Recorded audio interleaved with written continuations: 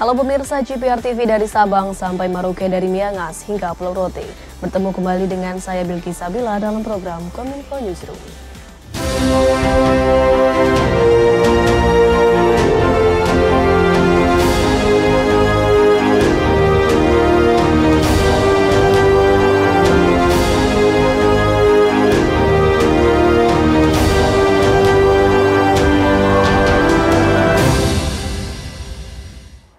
Pemirsa, inilah Kominfo Newsroom selengkapnya. Presiden Republik Indonesia Joko Widodo pada APEC CEO Summit di San Francisco, Amerika Serikat menggaungkan sektor hilirisasi yang saat ini tengah menjadi sektor prioritas Indonesia. Presiden berharap para pebisnis APEC dapat menjadi bagian dari proses dalam bidang kemajuan hilirisasi yang dilaksanakan Indonesia saat ini. Presiden Republik Indonesia Joko Widodo ketika berpidato di hadapan para pebisnis dalam kegiatan APEC CEO Summit di Main Ballroom, Moscow, San Francisco, Amerika Serikat, Kamis 16 November mengatakan, salah satu sektor prioritas Indonesia saat ini adalah hilirisasi industri. Indonesia saat ini menjadi negara yang memiliki cadangan nikel terbesar di dunia, dan Indonesia tengah berproses dalam membangun ekosistem kendaraan listrik terintegrasi. Indonesia juga menargetkan memproduksi 600.000 mobil listrik pada tahun 2030. Oleh karena itu, Presiden berharap para pebisnis APEC dapat menjadi bagian dari proses dalam bidang kemajuan hilirisasi yang dilaksanakan Indonesia saat ini. Dalam kesempatan tersebut, Presiden Joko Widodo juga menekan di tengah ekonomi dunia yang saat ini dalam keadaan buruk, Indonesia masih dapat bertahan dikarenakan beberapa hal, seperti Indonesia memiliki potensi besar, kekayaan sumber daya alam, bonus demografi, pasar yang besar, stabilitas ekonomi dan politik yang terjaga, serta komitmen kuat Indonesia untuk menciptakan iklim investasi yang kondusif dan kompetitif. Sebagai pemilik cadangan nikel terbesar di dunia dan beragam mineral kritis lainnya, Indonesia tengah berproses membangun ekosistem EV terintegrasi dan mentargetkan memproduksi 600.000 mobil listrik di tahun 2030 yang akan kita mulai tahun depan. Beragam insentif dan fasilitas telah disiapkan, dan saya berharap pebisnis APEC dapat mengambil bagian besar di sektor ini. Pembangunan ibu kota Nusantara semakin masif setelah para investor dalam negeri berpartisipasi. Presiden Republik Indonesia Joko Widodo sendiri turut meletakkan batu pertama sejumlah pembangunan dari sektor swasta beberapa minggu lalu.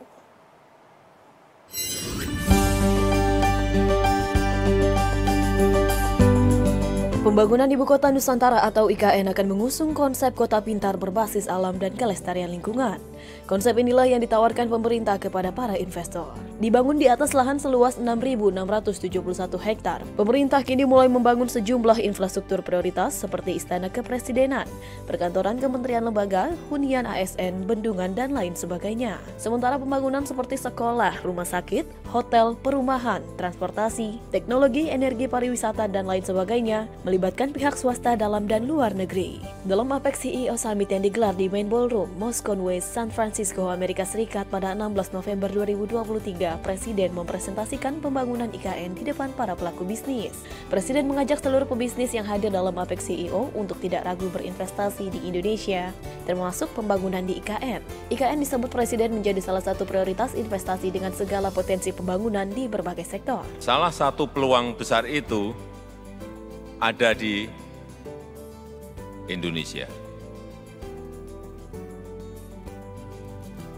IMF memprediksi ekonomi Indonesia tumbuh mencapai 5% di tahun 2023 dan di tahun 2024 diperkirakan 5,1%. Artinya, berinvestasi di Indonesia merupakan pilihan tepat, merupakan pilihan yang menjanjikan.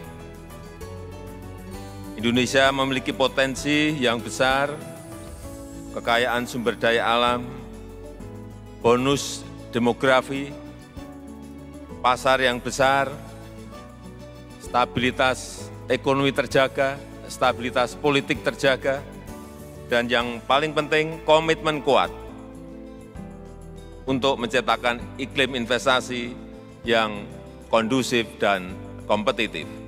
Ini adalah waktu yang tepat untuk berinvestasi di Indonesia. Dan saya harap Bapak Ibu dapat memanfaatkan peluang ini dengan lebih agresif dan lebih cepat. Meski saat ini pembangunan IKN masih didominasi oleh investasi perusahaan dalam negeri, Presiden meyakini bahwa geliat aktif investor dalam negeri akan secara bertahap menggoda investor luar negeri untuk segera masuk membangun IKN. Dalam keterangan pers di kanal YouTube Sekretariat Presiden, Presiden Joko Widodo mengatakan investor asing akan diprioritaskan membangun sektor pendidikan, kesehatan, dan teknologi agar IKN menjadi kota inklusif bertaraf internasional dan menjadi contoh pembangunan bagi kota lain di Indonesia. Sampai saat ini belum ada. Tapi saya yakin bahwa setelah investor di dalam negeri bergerak semakin banyak setiap bulannya, investor dari luar akan segera masuk. Kita lihat aja nanti, pasti akan masuk. Pendidikan, kesehatan, juga teknologi. Informasi lainnya, pemirsa, Indonesia berhasil terpilih sebagai anggota Dewan Eksekutif UNESCO periode 2023-2027 dalam pemilihan yang berlangsung di Konferensi Umum UNESCO ke-42. Indonesia pun berhasil meraih dukungan suara dari 154 negara. Indonesia terpilih sebagai anggota Dewan Eksekutif Organisasi Pendidikan, Keilmuan, dan Kebudayaan Perserikatan Bangsa-Bangsa periode 2023-2027 dalam Konferensi Umum UNESCO ke-42 di Markas Besar UNESCO di Paris pada 15 November. Menurut keterangan tertulis KBRI Paris, Indonesia didukung 154 negara dan terpilih untuk ke-8 kalinya sejak menjadi anggota UNESCO pada tahun 1950. Duta Besar Indonesia untuk Perancis Mohamed Umar menyebut, hal itu mencerminkan kepercayaan dunia untuk kontribusi signifikan Indonesia dalam memajukan kebudayaan, pendidikan, ilmu pengetahuan, komunikasi, dan informasi. Umar yang merupakan delegasi tetap Republik Indonesia untuk UNESCO berterima kasih kepada negara-negara anggota UNESCO. Sebagai anggota Dewan Eksekutif, peran Indonesia menjadi sangat penting, mengingat salah satu tugasnya adalah berpartisipasi aktif untuk merumuskan kebijakan dan pengambilan keputusan strategis terkait dengan program dan kebijakan UNESCO. Dewan Eksekutif juga berperan penting dalam mengawasi pelaksanaan program-program UNESCO dan memastikan anggaran organisasi digunakan secara efisien dan efektif. Presiden Republik Indonesia Joko Widodo menyebutkan Indonesia selalu terbuka untuk melakukan kerjasama dengan pihak manapun berdasarkan prinsip saling menguntungkan.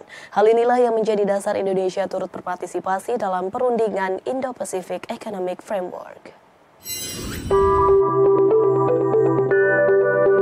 Presiden Joko Widodo menyebutkan Indonesia selalu terbuka melakukan kerjasama dengan pihak manapun berdasarkan prinsip saling menguntungkan. Hal tersebut disampaikan Presiden dalam pidatonya ketika menghadiri forum IPF Indo-Pacific Economic Framework di San Francisco. Prinsip saling menguntungkan tersebut juga menjadi dasar Indonesia turut berpartisipasi dalam perundingan IPEF. Kepentingan negara berkembang adalah kunci untuk menjalin kerjasama yang baik. Oleh karena itu, Presiden Joko Widodo meyakini IPEF akan sangat tergantung bagaimana para pihak merasa saling menguntungkan. Tak hanya itu, Presiden juga turut menyambut baik penyelesaian substantif perundingan pilar ketiga IPEF, yakni ekonomi bersih, dan pilar keempat IPEF, ekonomi yang adil. Tak hanya itu, kerjasama pembangunan ekonomi hijau, perluasan perdagangan dan investasi, transisi energi, dan penguatan rantai pasok mineral kritis menjadi pilar penting kerjasama IPEF. Indonesia selalu terbuka melakukan kerjasama dengan siapapun berdasarkan prinsip saling menguntungkan.